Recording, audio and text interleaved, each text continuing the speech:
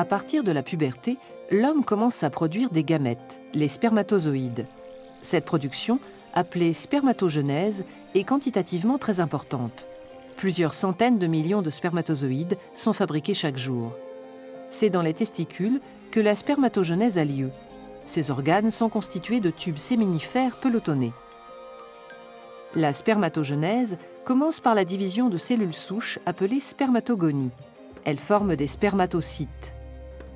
Chaque seconde, des milliers de spermatocytes sont formés.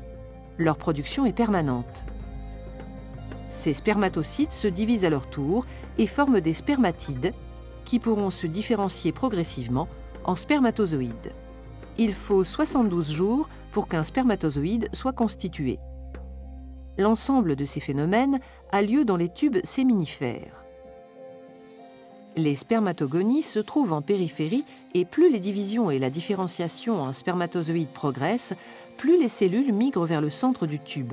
Lorsque les spermatozoïdes sont formés, ils se détachent de la paroi interne du tube et sont expulsés vers l'épididyme par des contractions du testicule où ils seront stockés. Une hormone sécrétée dans le sang par certaines cellules du testicule, les cellules de Leydig, est indispensable pour que la spermatogenèse se déroule dans les tubes séminifères. Cette hormone, appelée testostérone, est libérée dans le sang à concentration globalement constante.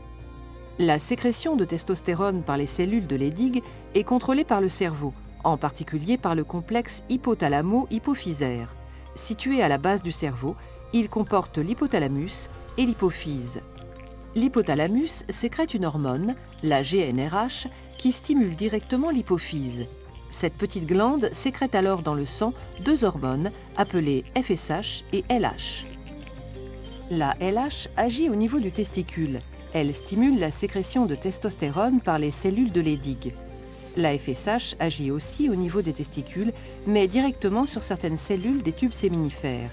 Elle active la spermatogenèse.